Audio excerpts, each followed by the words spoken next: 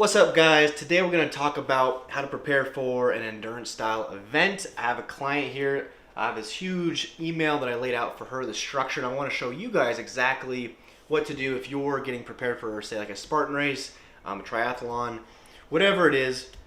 It's more of an endurance style event, and I want to show you today exactly the setup of how I've optimized past client plans in order to perform the best on that single day. So what we're going to do is we're going to dive into the email. We're going to lay out the training, the nutrition, and then even peak week. There is essentially a lot you can do within the peak week to perform better on the actual race day. So let's dive in. So you can see here, she asked about doing a Spartan race, and she's done one before, and we did really well. She didn't totally understand everything that we implemented, so I wanted to actually lay out this entire email for her to kind of go through a step-by-step in case I wasn't there, right? I think as a coach, you want to be able to explain things, why you're doing it, what to do, and how to be able to do it on your own even. So the first thing here is with training. If you're doing any sort of endurance style event, this will be different timelines for you depending on what you're doing. But I gave her some roundabout structure here of laying out about 6 months out. Okay, so with training, there's going to be a lot of difference in opinions here. I know if you go through CSCS, if you're going to the collegiate level, or you're in college taking courses that are above, say, just a regular NASM or an A certification, if you're in college getting your 4-year degree in exercise science, CSCS will teach you a little bit different than what I do. And that comes to the intensity versus like a distance curve, right, or volume they put into play. Because they want you to increase it's like an inverse curve where you are essentially going up to the event. You want to be increasing the duration but lowering the intensity for recovery purposes. So I like to take a step back because I don't only think about physiologically what is going on in the body, but also psychologically, right? So I do things a little different, and I'm going to dive back in here and show you what I mean. So if we're trying to increase our endurance, essentially this whole part right here is understanding that we need to increase volume over time, meaning when I say volume, I'm going to refer to increasing the total distance that we are accomplishing. And I think that for her, she's going to do the first one at 15 miles. Okay, so let's just say that every week we are shooting to increase our total duration or total distance, right? And I put here a half to a full mile during our cardio sessions. For people listening to this right now, that'll be, let's say you're doing 1 cardio session, 2 cardio sessions, 3 cardio sessions, whatever it is. Per cardio session, I like to increase the distance first, okay?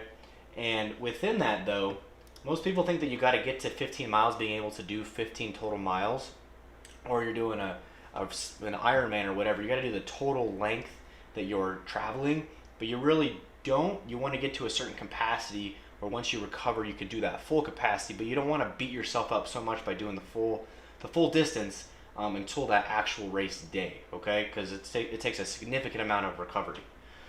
So I put here about 70 to 80% of the total distance. That's what we're trying to shoot to gather, right? So for about 15 miles, that'd be like probably 11 miles, okay? You'll notice that your pace increases, but actually during this phase, when you start 6 months out and you're continually increasing the amount of distance that you are, let's say, running, the pace might increase a little bit over time, but what we really want to do is actually keep the pace the same. And what I mean by pace is actually like your per minute time, right? Like you have a stride, and you'll try to keep that same stride. Usually for people that fail is they'll have a faster stride at the beginning, and then by the end they're so wore out and they're not used to their cadence slows down, their stride will slow down. It's very important to try to practice the consistent stride all the way through, so you don't just burn yourself out in the first couple miles, but instead you're trying to elevate your consistent pace throughout the whole entire length of the race. Okay, so we don't really want to increase the pace. So when you're increasing the distance, obviously the duration will increase if you have the same pace, right? So once you accomplish that, though, Now this is the psychological stuff I'm talking about. Now you put yourself in a position where you have accomplished the distance, so you know you can do this specific distance, right? And you're doing it at a certain pace. So now from there, you really want to keep that consistent distance, but now you can focus on increasing the pace. So I put down here for her, let's see, instead of running like a 8-minute mile, right, and keeping that on average over the total mileage, now we can try and increase the pace by maybe doing like a 7-minute, or no, I put for her a 9-minute mile, and maybe after you accomplish that distance, you are able now to focus on trying to run an 8-minute and 40-second mile, right? So you shed 20 seconds off per mile. You do that per mile. That's a lot. That's actually very difficult probably, but I've seen people do it. Depending on where they're starting at, how much training age, how efficient they already are, all that stuff. So pace time once you get to be about 4 weeks out from the race. So there's different opinions here of how far out to start kind of tapering the volume, or deloading is what we call it. I put here what this means is we push our body to the capacity we want, right? Under the stress that we've continually put on our body over time. Like we keep increasing the stress, right? But now if we reverse the pace versus distance curve, what I was talking about before with the CSCS, they do things a little bit differently because they won't go this strategy. They will hike you up and then turn the intensity way down by keeping a longer and longer duration, or a longer and longer distance or duration, pretty much. I think the psychological factor doesn't really prepare you the best way possible, but from a physiological standpoint, it does make sense. But we do this, so we start inversing this. We're recovering now, but trying to maintain the capacity so we can hit a PR on the actual race day, right? So let's say you get up to 11 miles at 9-minute mile, like I said, and you start reducing your total distance, but maintaining the capacity, like I was saying. So let's say that we cut off 2 miles off the distance over the next 3 weeks, right? Each week over week. So now we're inversing it, so we're going to reduce the distance, but we're going to try and actually increase the intensity or the pace, right? So let's say that week 1, so we do 9 miles. Then week 2, we do 7 miles. We just reduce by 2 miles for the next 3 weeks once we're 4 weeks out, right? So we're reducing that total length that we're running, and we try to work on the pace. So now we're trying to really get our pace up because once you get recovered, you want to try and shoot for that pace that you accomplished on show day for the total 15 miles. And with the nutrition and the recovery from pushing yourself so hard and then recovering, you should be able to kind of slingshot and be able to accomplish, and the adrenaline, and it's the race day and everything. It's not just a normal training day, you're training for the race day, right? So once you get on that day, you want to try to keep that pace all the way through the actual full 15 miles rather than the 11 miles, 9 miles, 7 miles that you were doing before, right? You're just putting yourself mentally in a position that you know you can keep this pace per mile, right? And that's huge, what I've seen. So, blah, blah, blah. From there, you made it to the last week before the race, right? We need to remember the adaptations you've gained won't just go away overnight. Sometimes people think it's just like a light switch, kind of like in the gym, let's say strength. Strength is not going to just all of a sudden you're going to, squat 315 and then you don't work out for a week and you can only squat 225. It does taper over time, but the cool part is it comes back very quickly because you've already made the neurological adaptations, right? So that's the whole point of this recovery process, is we're trying to kind of pull back to give our central nervous system a break, to let our body recover even on the cellular level, and then we just go all out on the show day, which we're recovered, we still have those adaptations, let's push it the best we can, right? So this week is all about recovery. Wherever you end for the cardio sessions, I would cut the amount of time in half. So this last week, we really dropped the volume down. So let's say we made it to 7 miles.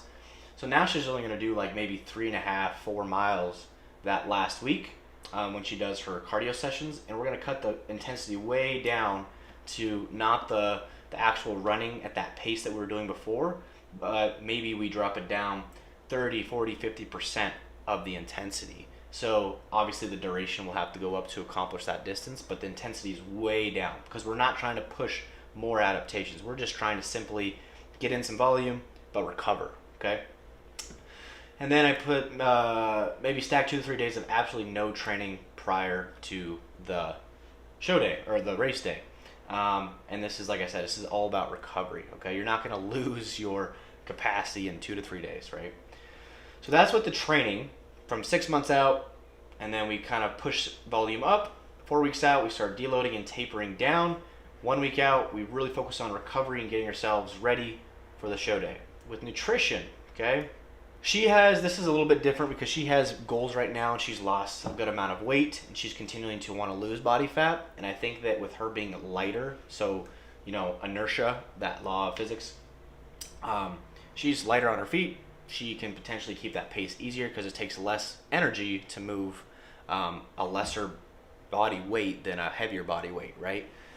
So during this timeline I put for her, she can still focus on fat loss, but she needs to make sure that she is still prioritizing carbohydrates. Most people make the mistake of just cutting carbohydrates when trying to lose body fat.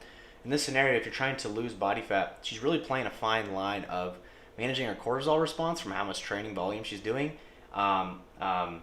during the whole process, right? Like if you just start pushing so hard, you've seen people maybe do these Ironmans or triathletes or whatever, and they don't really look just super in shape, but they're doing all this energy output. So it would make sense that they would be losing weight, right? From a calories in, calories out standpoint. But it's not always the case, especially if cortisol is being pushed so far through the roof that it's just very hard. Their body adapts. They don't want to lose any body weight, right? So you may notice that if you keep raising the intensity of the distance of the training, her scale weight probably will come down, which is great, right? She wants to accomplish fat loss. But she will probably, over time, because of that cortisol response, start to feel fatigue and some body aches, right? Your knees, your ankles, your feet, whatever it is. I notice this if you're trying to keep pushing this caloric deficit, and then the more volume you put in, the deeper the caloric deficit you are creating, right? So I did put in here that she needs to increase her macros, actually,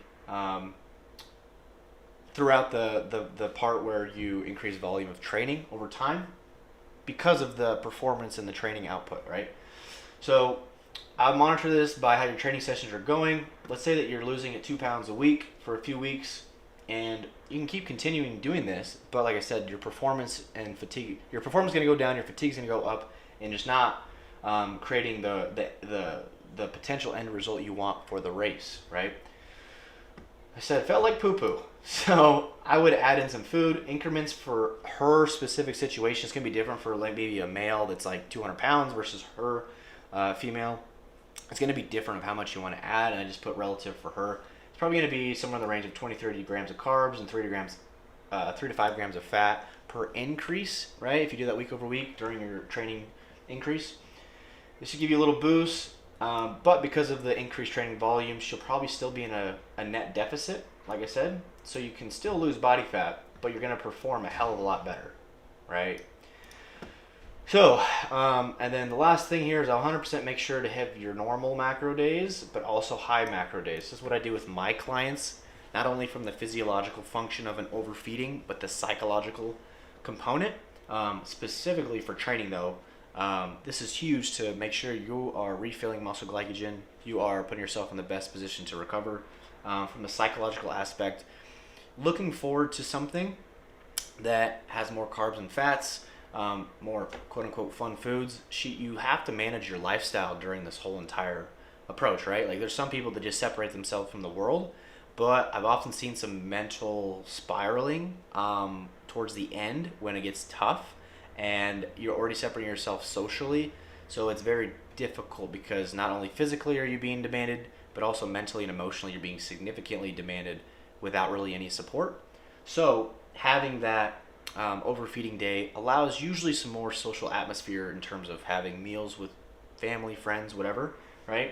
And this is super big, I've noticed, for my clients for success in the long term. She might make it though, where if her overfeeding day gets up pretty high, I notice this more in females than males, but the amount of food you got to eat is a lot, and for digestive purposes, it might be easier to split it over 2 days rather than just one high macro day. Okay. So that's what I would do with nutrition. Most people are like, oh, you got to cut more calories to create more fat loss. No, we want to increase performance and try and provide some fat loss, but that's not the main goal right now. We just want to be able to try, right? The last part right here is the peak week. So this is super cool stuff because a lot of you probably watching this know that I coach a lot of bodybuilders, but I do like the endurance part of it. There's a lot of cool stuff you can do with glycogen loading, especially with an endurance athlete, because that's how you pretty much deplete glycogen in the first place, is more through like medium intensity, steady state kind of cardiovascular exercise. So, and I put here, some people may disagree, but I've seen this work phenomenal. So during the stretch here, let's say that she's like 10 days out from her event, there's going to be a 4-day period where there's some depletion, right? And it logically probably doesn't make sense in the beginning that why would we be depleting if we're trying to get ready for the event and I'm already doing all this volume. So I put here that I would take down your macros probably 50%, right? I'll cut it in half. And this can be relative to the individual. Obviously, if you're having like 500 grams of carbs going down to 250, it's a pretty big jump. But at the same time, I think you could probably handle it and prioritize more nutrient-dense foods, more fibrous vegetables and stuff like that. But I just put an example. Let's say if you eat 200 grams of carbs, let's hold everything the same, but cut back our carbohydrates to 10. So this is supposed to be grams. So this may sound counterproductive, just like I said, for recovery, but we are reducing the intensity way down. So it's not like we're trying to push ourselves anymore. We're just trying to kind of get some volume in, but really reduce the intensity. So the recovery part of it, you're not going to put more and more stress on your body like you were before. The whole purpose of this is depleting muscle glycogen, which I'll get to here in a second in the next couple bullet points, okay? So make sure when we cut our carbs down, though, we want to try and maintain some of the performance and not feel like complete garbage. So what you can do is add in sodium, right? This is going to be different for everyone, but let's say that you have a normal diet, maybe somewhere between 2,000 and 2,500 milligrams of sodium per day. If you're having a lot of processed foods, which you probably shouldn't be anyways, but you probably have more than that. But let's say that we're having 2,000 milligrams of sodium. I would probably increase it by 1,500 to 2,000 milligrams per day. And obviously I have a little typo here of milligrams per milligram. But what that is doing is obviously you're going to start playing with your water regulating hormones, antidiuretic hormone, aldosterone, stuff like that. The primary thing here is being able to make sure that you're fueling yourself with electrolytes, because without carbohydrate stuff, it's going to start flushing. We don't want to really sabotage our performance with such fatigue, because we'll increase sodium as well as we'll increase water intake. Okay, so let's say that we're having, I don't know, half a gallon, 3/4 of a gallon per day. When you're training like this, you're probably already going to have a higher amount of water intake just from trying to rehydrate. But I would add another half to 1 full gallon per day during this depletion phase. Okay, and this is really setting yourself up now, because now after that depletion phase, we'll say 5 to 6 days out, and we're going to start loading. Okay, and this is where the whole entire peaking process really happens, is right here. So because we were in the depleted state, there's a cool mechanism in the body, because you have a certain amount of capacity that you can hold in your muscles, muscle glycogen, because the glycogen you can store in the liver, in the muscles, skeletal muscle tissue. But there can be a mechanism where if you deplete, your body kind of acts like a pendulum, okay, where you can actually load and create this super saturated state where in a moment of time or a duration of time, small duration of time, you can have more muscle glycogen loaded than the capacity that a normal consistent intake would have within the muscle. So you can pretty much gain the whole point here is to gain the most energy reserves possible for that race, and maximizing that, right? So when you start loading carbohydrates from a low state, it's all about the delta, right? So you're increasing carbohydrates from a low state. If you were already having, say, like 500 grams of carbs a day and you weren't in a depleted state, you were already in a loaded state, this is not going to work. You need to actually deplete muscle glycogen, okay? So when you start loading, you can cause this super saturated state, like I have here. You're hyper responsive, so your body's really going to want to process, assimilate, and utilize all that glucose and start storing it in the muscle.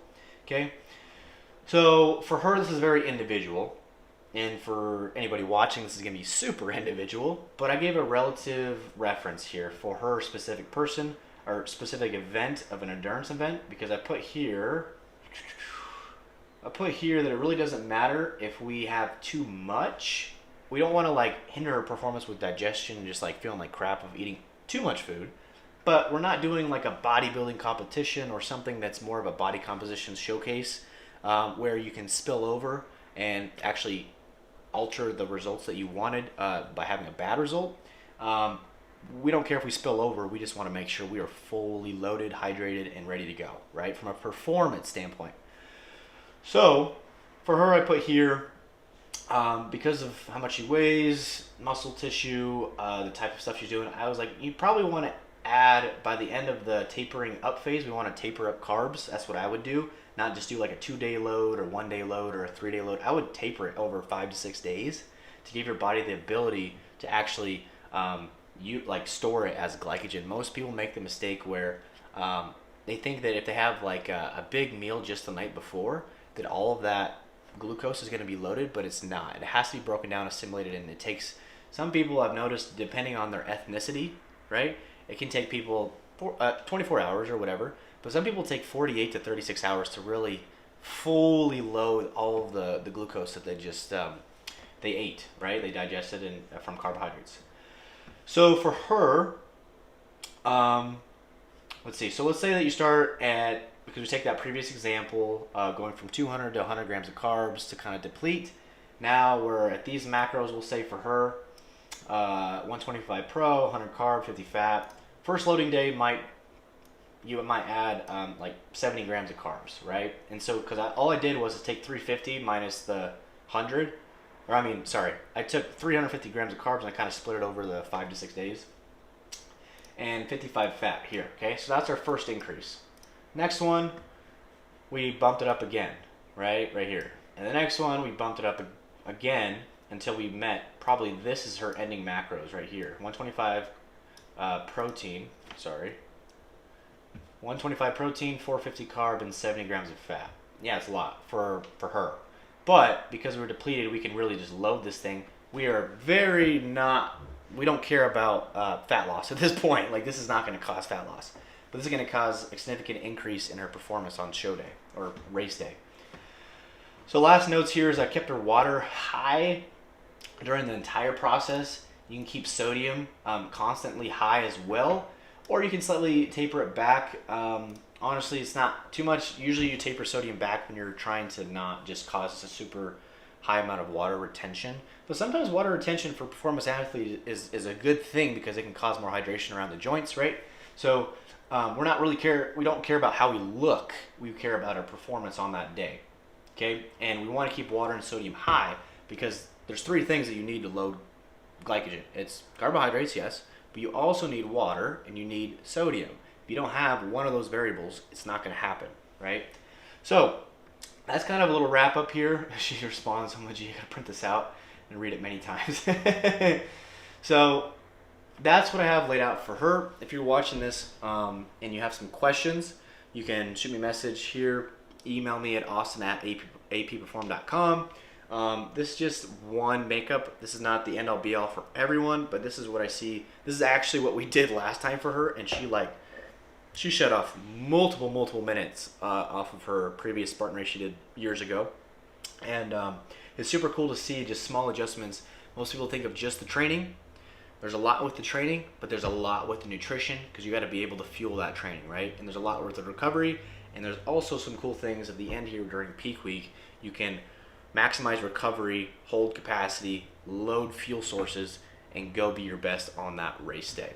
So if you like this video, please give it a thumbs up. Share it on your stories or whatever. I would appreciate it if you subscribe to the channel. We're going to get this rolling again. But anyways, guys, thank you. Talk to you next time.